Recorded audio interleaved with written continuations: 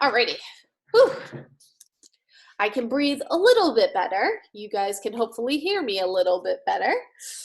All right, let's go back to full screen. So Adobe Photoshop.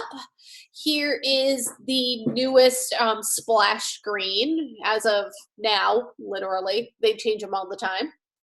All right, so let's take a look at the Photoshop tools, which I understand this looks a little bit overwhelming, but don't worry because we are not going to be using them all.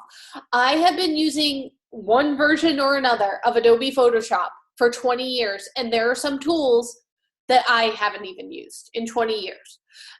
It's just, I'm just like, I really don't need to use that, you know? So we'll definitely be using the Move tool because we're gonna wanna move things around the screen. We'll be using a lot of the marquee tools. Really, the only marquee tools I ever seem to use are the rectangle and the elliptical. So that's for selecting things, just kind of drawing and selecting something, putting a bounding box around it. I have never used the single column marquee or the single row marquee tool. I just haven't used it. I would just draw a rectangle, honestly. The lasso tool, I use the lasso tool from time to time. What that is you can kind of, with your mouse, draw like this around something, and then when you let go, it'll be selected. So it's pretty cool. I prefer out of all of them probably the polygon lasso because I don't have to hold my mouse button down. You'll definitely be using the magic wand tool from time to time. This quick selection magic wand tool is new in the last couple of versions of Photoshop, and between you and I really hate it. And I always change my setting to default back to the old magic wand tool because sometimes I am a creature of habit and I like to use things the way that I like to use them. The crop tool you'll definitely use to, crop things. All right, got it. Thanks. Thanks, Dropbox or Google Drive. I've never used the perspective crop tool. It doesn't mean that I won't use it. It's just that I haven't found myself in a situation where I have needed to use it. Oh, okay, that's fine. You can watch the rest on the recording. I'm glad you were able to make it. I think I've used probably the slice and the slice select tool once. I use the eyedropper tool a lot. The eyedropper tool will let you select a color so you can eyedrop that color. So you can really zoom in and be like, I want to make my background this color in this part of this flower. So that's really cool. I've never used the 3D material eyedropper. I think I've used the color sampler. I don't use the ruler tool or the note or the count tool. I have used the spot healing and the healing brush. I think that they're pretty cool. I haven't used the patch tool or the content aware tool. I haven't used the red eye tool because I tend to go in and I fix it on my own manually.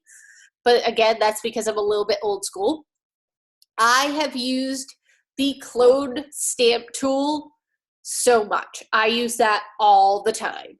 I have not used the pattern stamp tool because I tend to just make my own patterns. The eraser tool definitely have used. I haven't used the background eraser or the magic eraser, but hearing magic eraser, I just think of the magic eraser like commercials.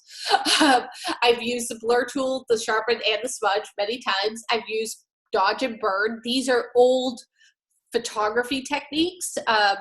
So dodging lightens things up, burning makes them darker. The sponge tool is a little bit weird. I've used, obviously, the brush tool. I don't really use the pencil tool all that much, honestly. I haven't used color replacer or mixer brush. I've used the history brush tool. It's kind of cool. The art history is very similar. In all honesty, I don't really see a big difference between the two of them.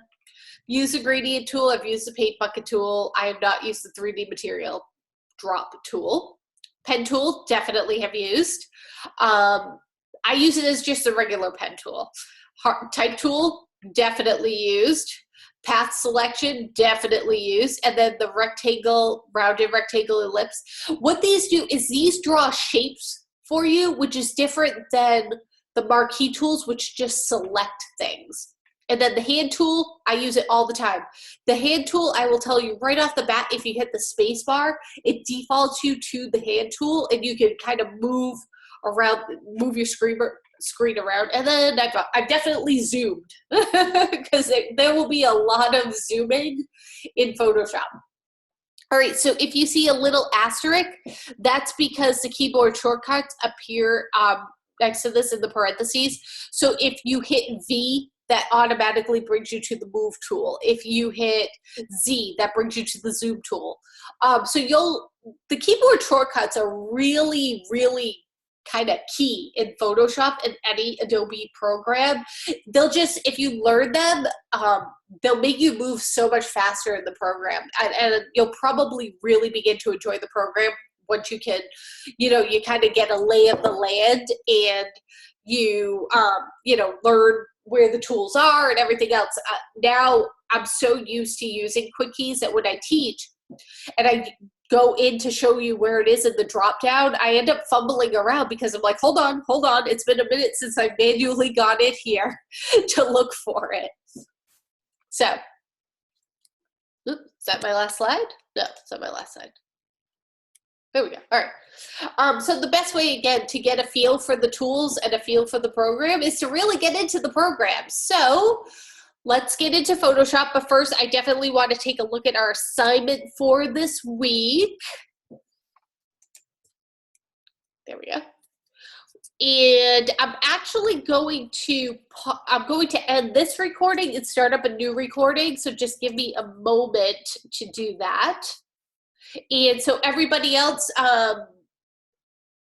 who is watching at home, you will stop this recording and just start watching the next one. Everybody who's here live, you can just keep doing what you're doing.